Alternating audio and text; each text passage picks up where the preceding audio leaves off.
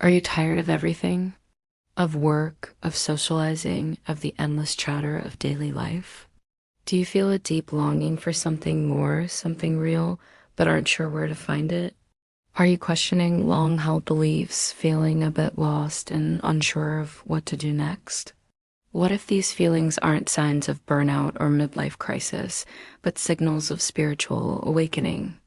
We often think of awakenings as sudden, life-transforming events, but in reality, they can be subtle and gradual, unfolding like a quiet revolution within. So, how do you tell the difference between exhaustion and enlightenment?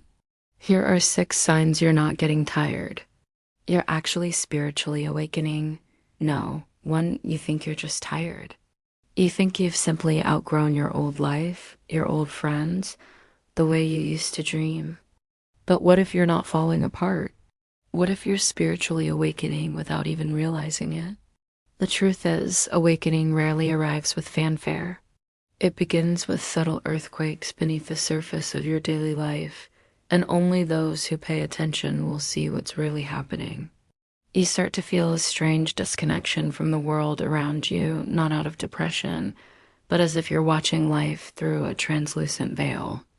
The news, the noise, the ambitions of others, they feel like echoes of something that once mattered to you, but no longer fits. This is not failure. It's the first sign your soul has begun to detach from illusion. In the Dhammapada, the Buddha reminds us, the world is blind. Few are those who see. You are beginning to see, and it confuses you. No. 2, you crave silence. There's a growing craving for silence, not as escape, but as refuge. You notice how loud your surroundings have become, how invasive your thoughts are, how often people speak just to fill space. And suddenly, solitude becomes sacred. You choose it not out of bitterness, but from a hunger for truth. This is the second sign, often misunderstood by those around you. When you turn inward, the outer world accuses you of withdrawing, when in fact, you're drawing closer to something infinitely real. Number 3, you lose interest in games of ego. You begin to lose interest in the games of ego, who's more successful, who's right, who wins. It bores you. Not because you're superior, but because you've touched, even if briefly, the vastness that lies beyond the self.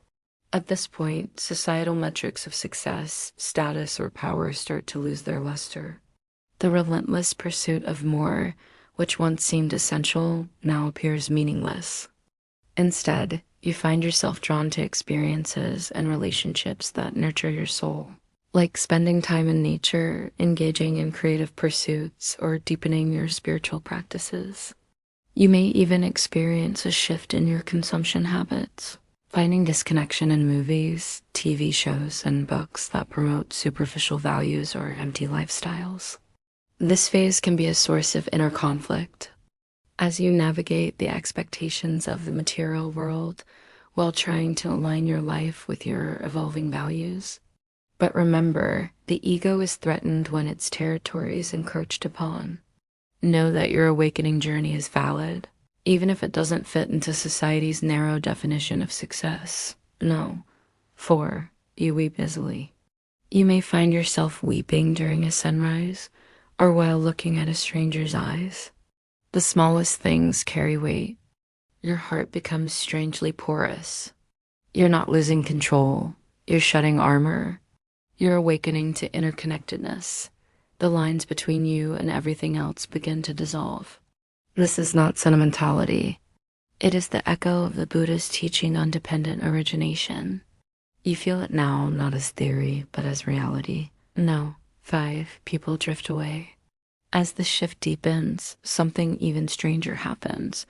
The people you once depended on may start to fade. Friends drift. Certain relationships become tense or distant. They sense something has changed in you, even if they can't name it. And you don't even know how to explain it. You're not angry. You're not sad. You just no longer resonate. This is not a loss. It's realignment.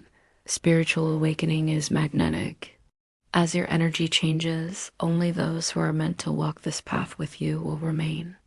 This hidden sorting is painful but essential. Another sign, perhaps the most destabilizing, is the collapse of certainty. The beliefs that once defined you start to crack. You question everything, your purpose, your values, even your idea of the divine. You may feel spiritually homeless. But here's the secret. Awakening isn't about gaining new answers. It is about releasing the false ones. The Buddha said, only when the mind is free from views, it will see. You're not lost. You're being emptied. And in that emptiness, something timeless begins to whisper, not in words, but in silence and dreams and coincidences too precise to ignore.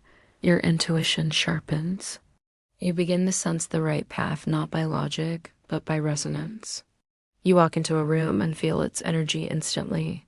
You meet someone and feel their soul before they speak. This is not imagination. It's perception beyond the mind, what ancient teachings called prajna, direct knowing. It grows stronger as you surrender to it. But beware, this stage also invites the ego to return in disguise. It whispers that you are special, more evolved, more aware. This is a test. True awakening is not elevation above others. It is the dissolving of separation altogether. If you cling to being awake, you are not. If you compare your light to someone else's, you are still asleep. Real awakening humbles you. It quiets the mind and opens the heart. And now, 6, you find peace within. And if your journey is genuine, you'll notice one final shocking shift. Peace no longer feels foreign. Not excitement, not happiness, but stillness. It may not be constant, but it visits you more often. You recognize its texture, and with it comes a subtle disinterest in drama, in proving anything, in being anyone. This is the flowering of detachment, not apathy, but presence without craving. Now the world feels both beautiful and temporary. You begin to serve, not to be seen, but because compassion flows through you without effort.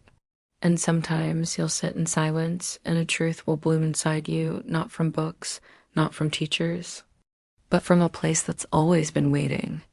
That is the moment you'll realize you've been awakening all along.